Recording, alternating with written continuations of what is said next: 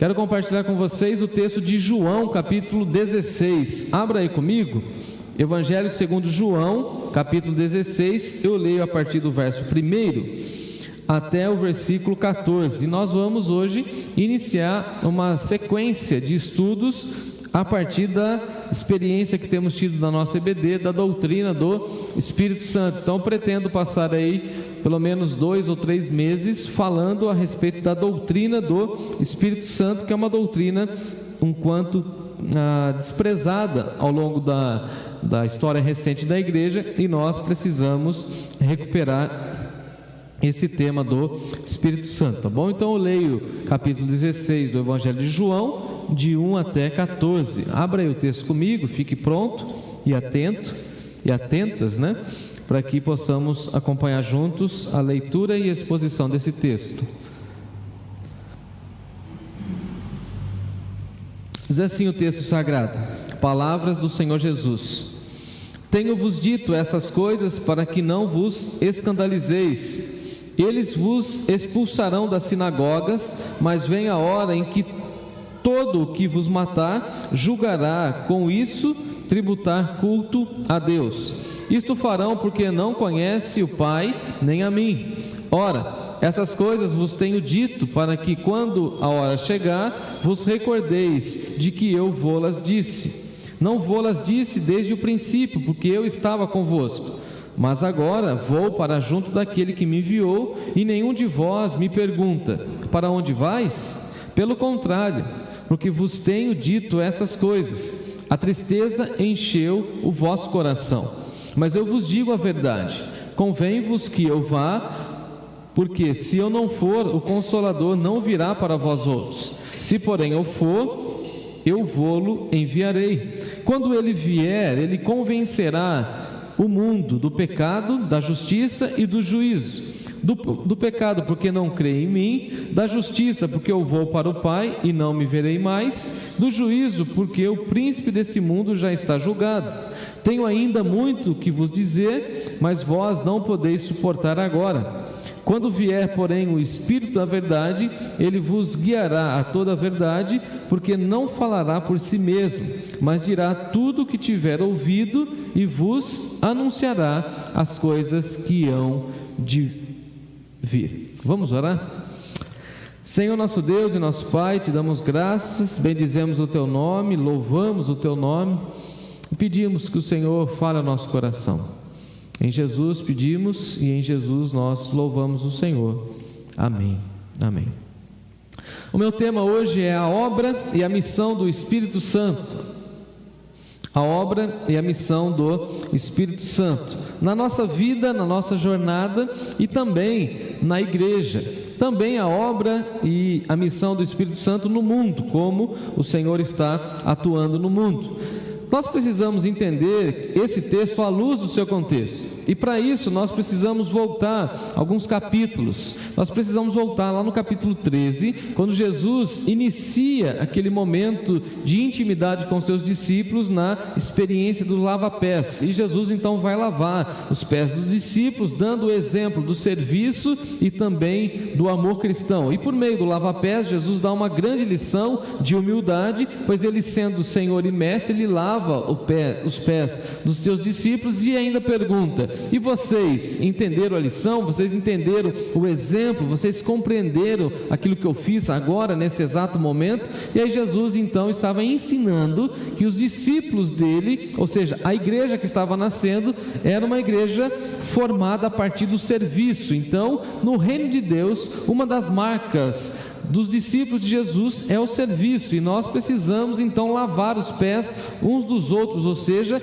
a partir da experiência do lava-pés, Jesus começa a falar abertamente sobre a sua morte e a sua ressurreição, e ele fala desse novo mandamento, que é o amor impresso na comunidade, e e esse amor que deve reger a vida dos seus discípulos, ou seja, o amor que Deus derrama nos nossos corações, e nós devemos também compartilhar com os nossos irmãos. Mas Jesus também começa a confortar os seus discípulos em relação à sua morte e à sua partida.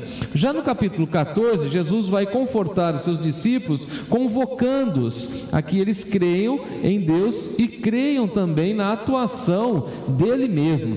Creiam em Deus, crede também em mim. Ele vai falar: na casa de meu pai há muitas moradas, se assim não fosse eu vou-lo teria dito. Enfim, Jesus começa a falar da sua partida, e ele fala o seguinte: olha, depois da morte e ressurreição eu vou ao Pai, mas eu volto para buscar vocês, eu vou preparar uma casa para vocês. E no capítulo 14, Jesus também vai prometer o Consolador, o Espírito Santo, mostrando que os seus discípulos não ficariam sozinhos, que os seus discípulos não ficariam órfãos, que ele retornaria ao Pai após a sua ressurreição. Já no capítulo 15, Jesus vai falar por meio de uma metáfora da videira e dos ramos, mostrando que os seus discípulos devem ficar ligados a Ele, enquanto Ele está ligado ao Pai, e dessa maneira todos nós, ou seja, os seus discípulos, devem produzir lindos frutos, uma vez que nós estamos ligados ao Pai. Então Jesus vai confortar os seus discípulos dizendo o seguinte: olha,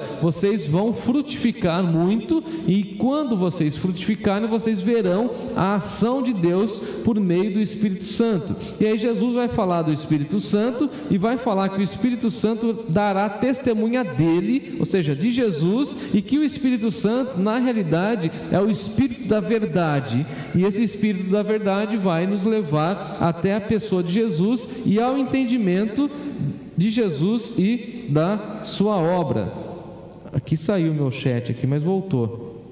Deixa eu ver aqui, agora voltou a minha internet aqui, e até chamou minha atenção. Então veja que nós agora podemos entender o capítulo 16 à luz do início do lava-pés. No capítulo 14, Jesus confortando os seus discípulos. No capítulo 15, também confortando e dizendo que Ele mesmo iria enviar o Espírito Santo, o Espírito da verdade, que nos levaria ao entendimento da obra de Deus, da obra que Jesus estava realizando. E aí então nós podemos ter a compreensão e a noção que Jesus estava mostrando aos seus discípulos iniciais e também a nós, que a Trindade está atuando de maneira unificada, ou seja, a Trindade atua em parceria. Então o que nós precisamos entender é o seguinte: Deus Pai, Deus Filho, Deus Espírito Santo estão atuando na mesma sincronia, visando a redenção e a remissão dos homens. E aí nós podemos ter essa compreensão: o Pai envia o Filho pede ao Pai que envie o Espírito Santo, e o Espírito Santo vai levar o pecador a reconhecer que Jesus é o Senhor, para a glória do Pai. Então veja que há uma harmonia. Enquanto o pecado causou em nós ruptura, a Trindade tem trabalhado ao longo da eternidade para nos garantir a redenção e a remissão dos homens. Então veja que Jesus veio para salvar os pecadores, e o Espírito Santo nos leva à compreensão de nosso pecado, e assim nos leva a reconhecer que a obra de Jesus Cristo é perfeita, e nós então temos em Jesus a única solução para nós, para a glória do Pai. Então veja, o Espírito Santo nos leva à compreensão de quem é Jesus, e o Deus Pai é glorificado. Se você acompanhar comigo o texto, você vai entender que aí no versículo 1, Jesus fala o seguinte: eu tenho-vos dito essas coisas para que não vos escandalizeis. Então veja que todo o discurso de Jesus, ou seja, desde o capítulo 13 até agora o capítulo 16, Jesus está confortando os seus discípulos, visando o conforto deles, mas visando também a permanência deles na fé de que o reino de Deus estava sendo instaurado, e que o reino de Deus daria continuidade, e que Jesus então precisava cumprir a sua obra, cumprir a sua missão de ir para a cruz, e depois da cruz passar pelo processo da ressurreição. E aqui então Jesus está querendo mostrar para eles o seguinte: olha, vocês precisam receber o conforto de Deus, vocês precisam receber as orientações de Deus, e é por isso que eu estou falando com vocês, para que vocês não fiquem escandalizados, para que vocês não pensem que Deus perdeu o controle. Então, qual que é a função do Espírito Santo na nossa jornada, como nós veremos daqui a pouco? O Espírito Santo foi dado por Deus para nos convencer, como nós veremos daqui a alguns instantes. Mas se você ainda está com a sua Bíblia aberta, você vai acompanhar no versículo 2, que Jesus aqui já está mostrando a realidade ou as realidades que os discípulos enfrentariam. Ou seja, os discípulos enfrentariam a perseguição. E é muito interessante isso, porque parece que nós, hoje, não gostamos da perseguição e queremos fugir da perseguição. E fugir da perseguição é fugir do cristianismo autêntico, porque o próprio Senhor Jesus já estava dizendo lá no primeiro século, antes da sua morte, antes da sua ressurreição, que os discípulos dele passariam por dificuldades. Dá uma olhadinha: ele vos expulsarão das sinagogas. Os discípulos foram expulsos da sinagoga. Mas vem a hora em que todo aquele que vos matar julgará com isso tributar culto a Deus. Em outras palavras, Jesus está dizendo o seguinte: olha, tem gente que vai matar os discípulos, os meus discípulos, pensando que estão agradando a Deus, que foi o caso de Paulo, por exemplo, que no meio da sua ignorância nesse sentido bíblico, por conta da cegueira farisaica, ajudou a apedrejar Estevão, e pensava que estava agradando a Deus. E aí então Jesus está falando o seguinte: olha, vai haver perseguição, vai haver luta, vai haver muito conflito, mas vocês precisam receber da minha parte esse conforto. E qual será o conforto quando eu partir dessa vida? É que Deus vai enviar para vocês, para os meus discípulos, o Espírito Santo. E o Espírito Santo será então o Consolador. Veja que Jesus vai falando com eles e vai falar assim para eles no versículo 4: eu não disse tudo isso lá no passado porque eu estava com vocês. Eu preciso falar agora porque eu estou de partida.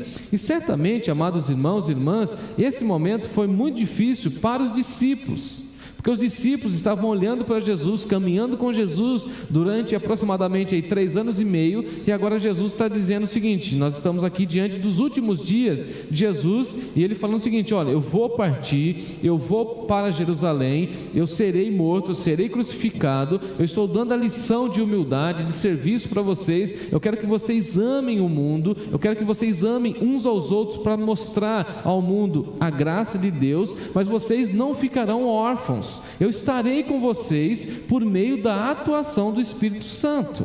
E é isso que nós precisamos entender. E aí Jesus fala o seguinte para eles: olha, versículo 7: eu digo para vocês, convém que eu vá, porque se eu não for, o Consolador, o Paráclitos, não pode vir. Então veja que é muito interessante isso. Jesus pede ao Pai que envie o Espírito Santo, e aí Jesus está falando: se eu não for, ou seja, se eu não cumprir minha missão, o Espírito Santo não vem. E aí nós precisamos entender que a Trindade, ou seja, Deus Pai, Deus Filho, Deus Espírito Santo, estão em harmonia, em sincronia, como a irmã Valéria está colocando aqui no nosso chat, em sincronia, atuando no mundo.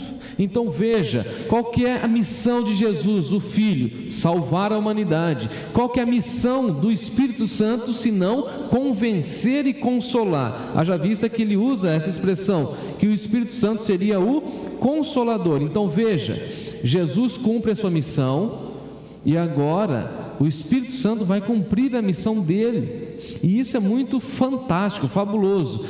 Deus Pai envia o Filho cumpre a sua missão, o Filho volta para o Pai, está à destra do Pai, e o Espírito Santo é enviado para conduzir a igreja, como nós veremos daqui a pouco. Então veja que Jesus está dizendo assim para eles: olha, se eu não for, ou seja, se eu não cumprir a minha missão de morrer e salvar a humanidade, se eu não ressurgir dentre os mortos, o Espírito Santo não vem.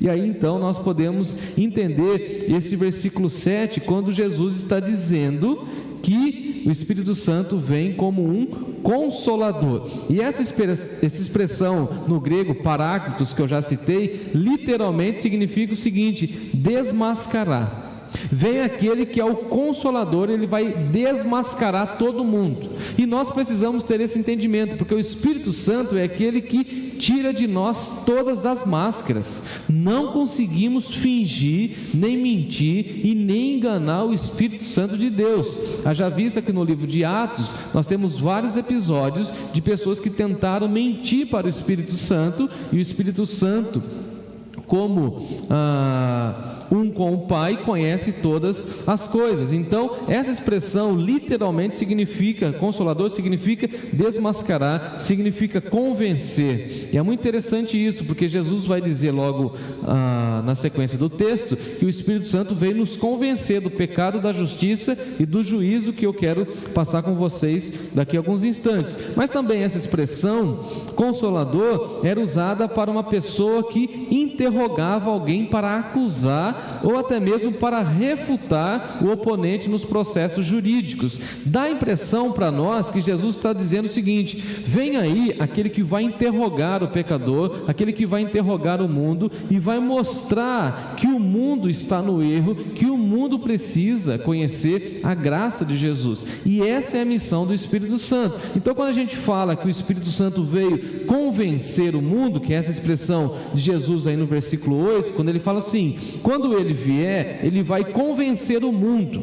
E quando Jesus está falando de mundo, Jesus não está falando simplesmente de algumas determinadas pessoas. Jesus está falando de todas as pessoas, ou seja, é o Espírito Santo que vai convencer cada pecador, mas é o Espírito Santo que vai convencer as pessoas do mundo. Lembrando que dentro da teologia de João, Deus amou o mundo de tal maneira. É claro que Deus não amou as categorias humanas, é claro que Deus não amou os conceitos mundanos, mas Deus amou as pessoas. E a Bíblia vai dizer para nós que Deus nos ama com um amor eterno. Então, veja que Jesus está dizendo o seguinte: olha, o Espírito Santo é quem vai convencer o mundo, ou seja, quem vai convencer as pessoas, quem vai convencer as nações, os povos pagãos, inclusive o próprio povo judeu, porque Jesus veio para o que era seu, inclusive aqui registrado no livro de João, mas os seus não o receberam. Então veja que quem faz essa obra de convencimento,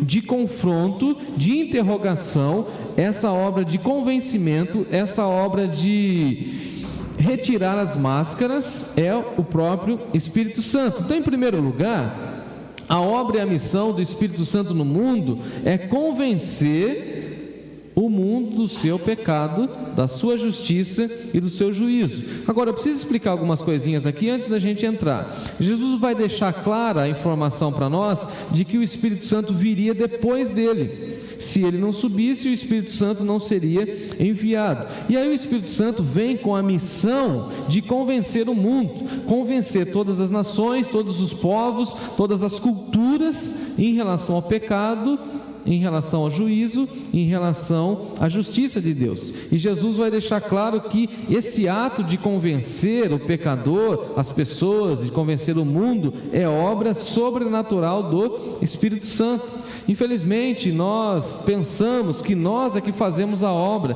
que nós é que convencemos as pessoas. Na realidade, nós não podemos convencer as pessoas, mas quem convence é só o Espírito Santo. Nós podemos sim ser instrumentos de Deus, nós podemos sim dar uma palavra que seja usada pelo Espírito Santo, nós podemos de alguma maneira com os nossos argumentos ajudar a pessoa a pensar em algumas realidades espirituais, mas na realidade, no fundo, quem faz a obra sobrenatural de convencer o pecador do seu pecado, de mostrar para ele a realidade do juízo e mostrar a santidade, a justiça de Deus, é obra sobrenatural do Espírito Santo. Então veja que a primeira obra que ele faz é convencer o mundo do seu pecado. É o Espírito Santo de Deus que convence o mundo do seu pecado, ou seja, que o mundo é pecaminoso. As pessoas estão no mundo, estão vivendo aqui nessa realidade caída, corrompida e ainda pensam que não são pecadoras. É muito comum a gente conversar com as pessoas e elas se acharem puras, se acharem sem nenhuma falha, sem nenhuma fraqueza, dizerem que não cometem pecados e olharem para suas vidas e falar virtudes morais, enfim, e se colocando assim numa postura de que não é uma pessoa pecadora, enquanto a Bíblia vai dizer para nós que todos pecaram. Não há um justo só sequer, a não ser o Senhor Jesus. Então todos nós estamos contaminados pelo pecado. Todas as nossas ações, por mais puras que elas sejam em termos de motivação, elas são contaminadas pelo pecado. O Espírito Santo mostra que as pessoas e as nações são culpadas diante de Deus. Não há uma pessoa que não seja desobediente. Não há um só ser humano que não tenha se rebelado contra Deus. E o Espírito Santo é quem mostra ao mundo, ou seja, quem mostra às pessoas esse caminho, e mostra que esse caminho é um caminho de desobediência, e esse caminho de desobediência leva à morte, enquanto Jesus é o único caminho que traz a vida. Então quem faz esse convencimento, quem atua nessa perspectiva? O Espírito Santo de Deus. Então veja que nós podemos evangelizar, nós podemos fazer a nossa parte, mas é o Espírito Santo de Deus que vai convencer o pecador de que ele é de fato o quê? Pecador. Porque se tem uma coisa difícil para o pecador, ele reconhecer que ele é pecador.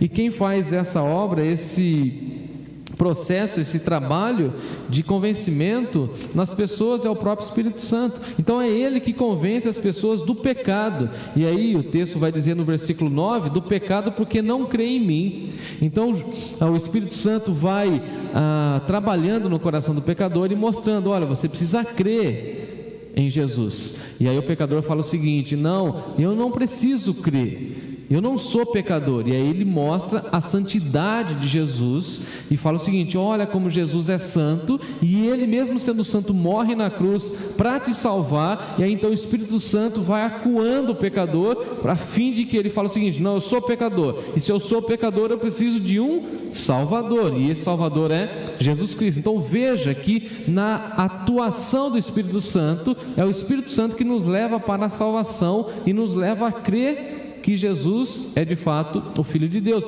Então, sem a atuação do Espírito Santo, nós nunca reconheceríamos que Jesus Cristo é o Filho de Deus, porque é o Espírito Santo de Deus que fala no nosso coração, na nossa mente, que nós somos pecadores e por conta do nosso pecado nós precisamos de um Salvador. Nós precisamos da vida eterna que está revelada em Jesus. Então quem faz esse convencimento, quem faz essa obra é o Espírito Santo de Deus. Em segundo lugar, o Espírito Santo também convencerá o mundo da justiça. É obra do Espírito Santo mostrar ao mundo que o seu padrão de justiça é falho e está extremamente equivocado. As pessoas, é engraçado isso, que as pessoas pensam que há nesse mundo um padrão correto de justiça, que há um padrão de equidade, enquanto a gente vai acompanhando a história da humanidade, principalmente agora nesse contexto mais contemporâneo, a gente vai vendo que o padrão de justiça dos homens é um padrão muito baixo. E o padrão da justiça divina é Jesus. Então veja que é obra do Espírito Santo convencer o mundo de que a justiça não está correta, de que a justiça não é justa, e sim apontar para Jesus como aquele que é justo e aquele que um dia estará com Deus, o justo juiz. Então veja, essa obra não é nossa. Eu não posso convencer ninguém de que a pessoa vai encontrar-se com Jesus e com o Pai na figura de um juiz. Essa obra é obra do Espírito Santo. É o Espírito Santo que vai convencer a pessoa, dizendo para ela: olha, a sua justiça é falha, a justiça da sua nação é falha, a justiça dos poderosos, das grandes nações, são justiças contaminadas pelo pecado. É muito interessante no nosso tempo as discussões políticas, e parece que nós até sonhamos mesmo com um padrão de justiça que venha dos homens, enquanto o Espírito Santo é quem nos convence, dizendo para nós que o padrão de equidade, o padrão de justiça está revelado em Jesus. E Ele, Jesus, é sim o justo, o único justo, e por isso nós precisamos passar pelo processo da regeneração para sermos declarados justos diante do Pai, que aí nós temos a doutrina da justificação. É quando o Pai diz que nós não somos culpados, diz que nós somos justificados pelo sangue de Jesus. Agora, quem faz esse trabalho, quem cumpre esse ministério, é o Espírito Santo. Então é o Espírito Santo que fala ao coração do pecador que ele é pecador, ele precisa do Salvador. É função do Espírito Santo, é a obra do Espírito Santo, é a missão do Espírito Santo convencer o pecador da justiça e mostrar para ele: olha, você não é justo. E aí eu me lembro até da expressão de Isaías, nós até estudamos Isaías aqui há pouco tempo em nossa igreja, que toda a nossa justiça é comparada, segundo Deus, a um trapo de imundícia. Ou seja, o nosso melhor, a nossa excelência na justiça, diante da justiça de Deus, é considerado um trapo de imundícia. E os irmãos e as irmãs sabem o que significa um trapo de imundícia, não preciso explicar, ou seja, não serve para nada. Então quando a gente fala assim, a justiça da minha cidade, da minha nação, a justiça da empresa, a justiça na igreja foi correta, e aí Deus está olhando e fala: é um trapo de imundícia, não serve para nada. A justiça verdadeira é a justiça de Deus. Por isso a Bíblia vai mostrar para nós que nós não podemos dar revide, não podemos ficar na expectativa da vingança, porque nossa justiça, o nosso desejo de justiça é um desejo extremamente falho, e nós precisamos confiar na justiça de Deus. Então, se você tem alguma demanda, alguma situação de dificuldade, você precisa confiar na justiça de Deus. Se você foi violado, se você foi traído, se você sofreu, foi caluniado, não adianta ficar batendo perna, batendo cabeça, esperneando, não adianta fazer nada disso, tem que colocar na mão de Deus, porque assim, biblicamente falando, nós confiamos e cremos que Deus é o justo juiz. E aí quem faz essa obra, quem nos convence de que nós precisamos dessa justificação, senão o Espírito Santo? E aí ele diz ainda no versículo de número 10, nós somos convencidos da justiça porque Jesus vai para o Pai, e se Jesus vai para o Pai, nós precisamos ser confrontados que nós um dia estaremos diante do tribunal de Deus, e só seremos absolvidos da condenação eterna se de fato em vida cremos e confessarmos que Ele é o Senhor da nossa vida. E o próprio Senhor Jesus vai dizer isso: aqueles que creem não estão condenados, ou seja, não enfrentarão a justiça, a ira de Deus, porque já estão debaixo do sangue dele. Agora o Espírito Santo vai mostrar para nós e vai nos convencer o seguinte: aqueles que não creem já estão condenados, ou seja, aqueles que não creem em Jesus terão sim que enfrentá-lo como o justo juiz à direita do Pai. É interessante que Jesus vai caminhando com o texto, e em terceiro lugar a gente vai entender que o Espírito Santo convencerá o mundo do juízo. Isso é muito importante para nós, porque o mundo vai dizendo para nós que não haverá justiça, que não haverá juízo, que não terá um momento em que nós teremos que prestar contas diante de Deus. O mundo vai dizendo isso para nós, as pessoas falam isso: não, vamos vivendo, vamos seguindo aí o fluxo, vamos caminhando. Na realidade, não haverá essa história de juízo final, não haverá essa ideia de que Deus vai punir o pecado, de que Deus vai cobrar responsabilidades e ações que fizemos ou deixamos de fazer com a nossa vida. Na realidade, Deus não vai pedir contas, enquanto a Bíblia vai mostrar para nós, de capa a capa, que um dia Deus vai sim pedir contas daquilo que fizemos com a nossa vida, com os nossos dias, com o nosso tempo, com o nosso corpo, com os nossos dons, com os nossos talentos. E quem faz esse convencimento, quem atua no coração do pecador, nesse sentido, é o Espírito Santo. Então o Espírito Santo convence as pessoas desse mundo que elas um dia estarão diante do juízo. É interessante porque o mundo diz que não haverá juízo, e inclusive há uma teologia muito contemporânea, uma teologia liberal conhecida também como universalismo, que diz que no fundo, Deus ama a todos, e que lá no final da história humana, Deus vai perdoar todo mundo, e Deus não vai mostrar o seu furor, Deus não vai mostrar a sua ira, que Deus, na realidade, lá no final, como Ele é amor, nós todos, aqueles que creem, aqueles que não creem, todos estaremos juntos.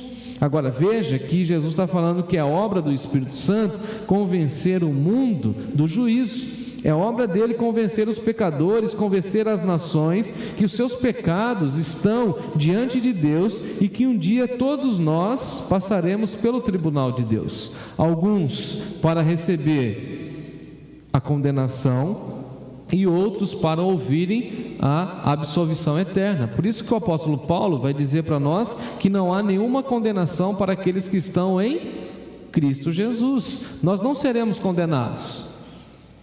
Nós passaremos ileso diante do tribunal de Deus por conta dos méritos do Senhor Jesus. E quem nos convence dessa atuação de Jesus e da graça revelada em Jesus, senão o Espírito Santo? Se não é uma obra sobrenatural do Espírito Santo, daquele que estava com o Pai nos criando, nos formando, daquele que conhece tudo a nosso respeito, falando a nós e mostrando os nossos pecados, as consequências do nosso pecado, falando e apontando a justiça de Deus, o juízo de Deus, senão o Espírito Santo. Então, por que nós somos salvos, ou como nós chegamos à salvação? Nós somos salvos pela atuação do Espírito Santo, e só somos salvos porque o Espírito Santo nos convenceu do pecado, da justiça e do juízo. No versículo 11, ainda Jesus diz assim: do juízo, porque o príncipe desse mundo já está julgado.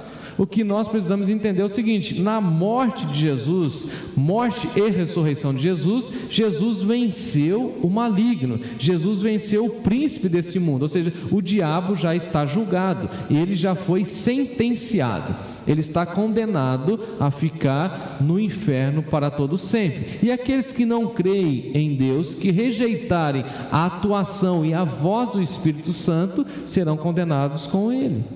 Então veja que o Espírito Santo de Deus está atuando, e por isso que Jesus é assunto aos céus, para que quando ele vai para o Pai, ele então envia o Espírito Santo. E aí uma pergunta para a gente caminhar para o final: quando nós temos que ter esse entendimento que o Espírito Santo de Deus é enviado para nos consolar, no sentido de trazer alento ao nosso coração, mas o Espírito Santo é aquele que nos confronta diante da realidade de um Deus santo.